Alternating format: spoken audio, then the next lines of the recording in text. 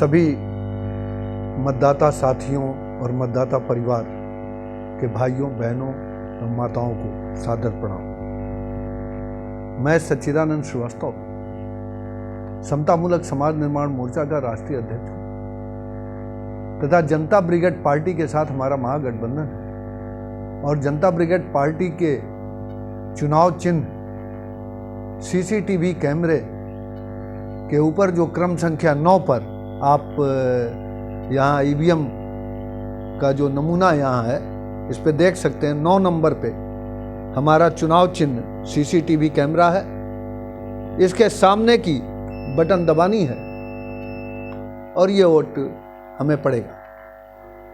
तो मैं सबसे पहले सभी मतदाता परिवार से यह अपील करता हूँ कि इस बार आइए हम सब मिलके स्थानीय मजबूत और ईमानदार नेतृत्व और एक परिवर्तन की अमूल परिवर्तन की नींव डालें, क्योंकि उत्तर प्रदेश ही नहीं, हमारा मानना है कि भारतवर्ष में सबसे विवेकशील और महत्वपूर्ण चुनाव क्षेत्र विधानसभा 175 लखनऊ कैंट है और यहाँ से हम लोग चुनाव लड़ रहे हैं और मैं सच्चिदानंद श्रीवास्तव प्रत्याशी। सर, जनता ब्रिगेड फौजियों की पार्टी है तो किस प्रकार से फौजी और रेलवे कर्मचारियों को? देखिए, हमारा जो जनता ब्रिगेड पार्टी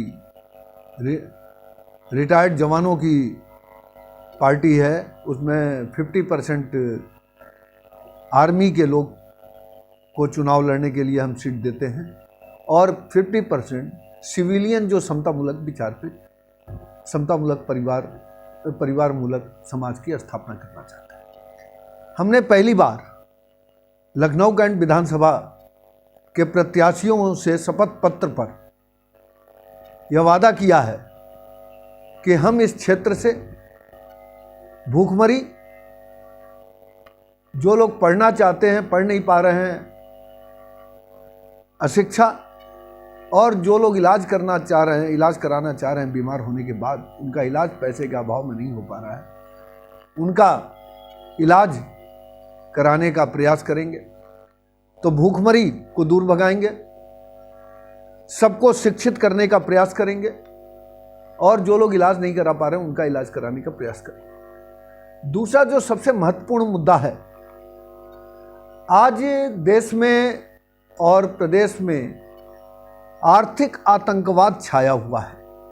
आर्थिक आतंकवाद को अगर हम तत्कालीन केंद्रीय सतर्कता आयुक्त सेंट्रल विजिलेंस कमीशन के अगर उनकी भाषा में मैं कहूं तो आर्थिक आतंकवाद के 5 खिलाड़ी हैं जो आज मैदान में हैं, तरह तरह के भेष बनाए हुए।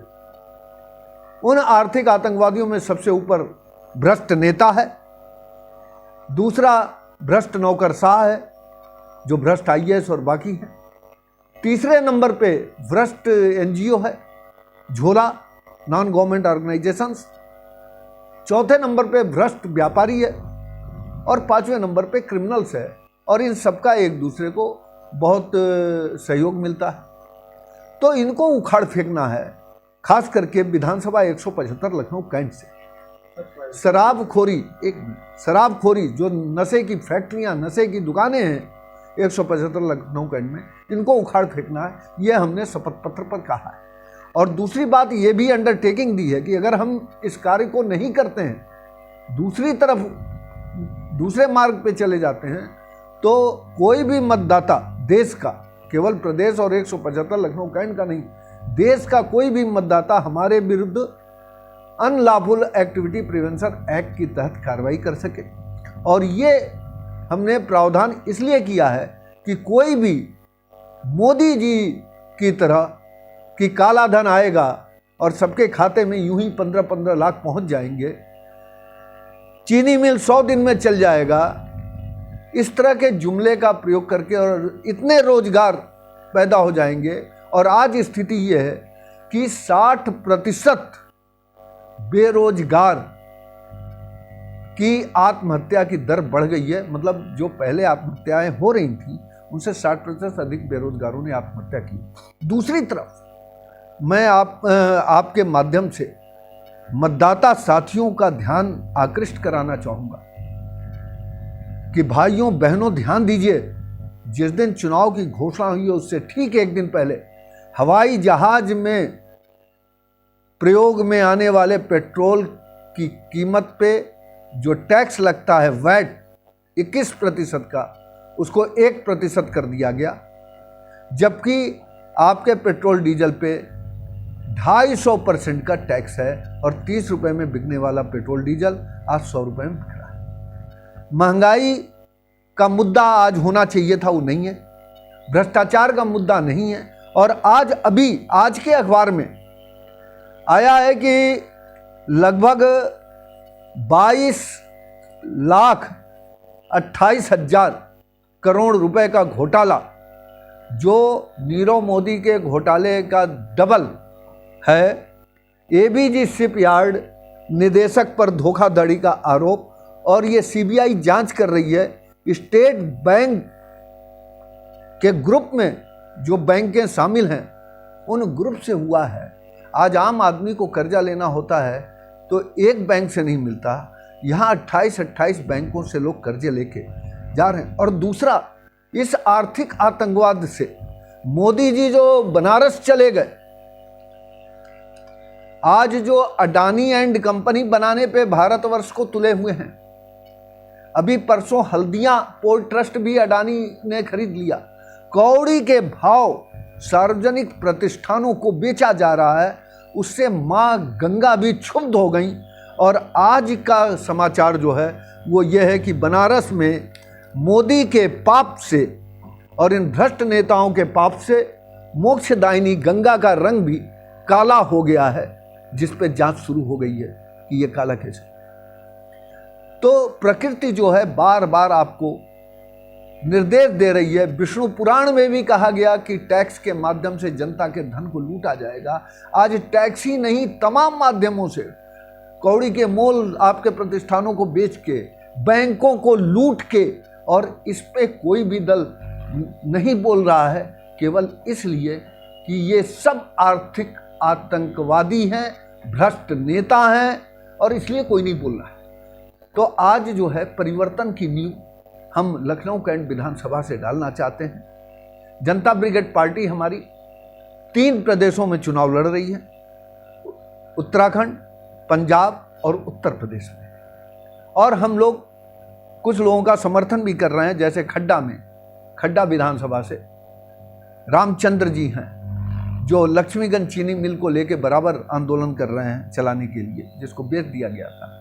आज आप देखिए, मायावती ने सारे कारखानों को बेचा, बसपा ने, सपा ने उसको संरक्षित किया, भाजपा ने संरक्षित किया। और ये स्थिति है कि जब माननीय उच्च न्यायालय ने यह कह दिया कि सरकार को चीनी मिलों को बेचने का अधिकार नहीं है, तो सरकार अपील कर दी, बसपा सरकार ने अपील की और सबने संरक्षित किया।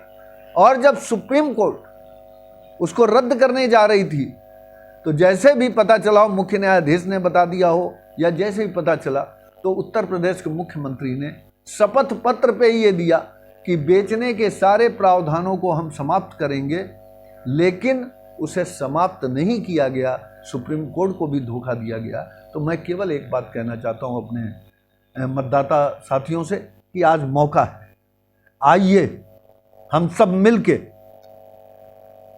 इस 23 फरवरी को सब लोग 100%, 100% मतदाता वोट देने जाएं। और क्रम संख्या 9 पर हमें सच्चिदानंद श्रीवास्तव को सीसीटीवी के सामने का ये बटन दबाएं और वोट देके विजयी बनाएं। और हम वादा करते हैं कि रेलवे में भ्रष्टाचार की फोटो प्रदर्शनी लगा के हमने विश्व में पहला स्थान प्राप्त किया था, विश्व में पहली भ्रष्ट अधिकारियों की फोटो प्रदर्शनी लगाई थी। भ्रष्टाचार के मामले लगातार मैं उठाता रहा और पिछले 3 चुनाव से मैं प्रयास कर रहा हूं कि आप लोग हमें जिताएं और सदन में पहुंच के हम आपकी मजबूत आवाज़ बने ईमानदार नेतृत्व दें और जनता में जो खोया हुआ विश्वास है राजनीति के प्रति उसको वापस लाएं। हम विश्वास करते हैं कि रेल का, सेना का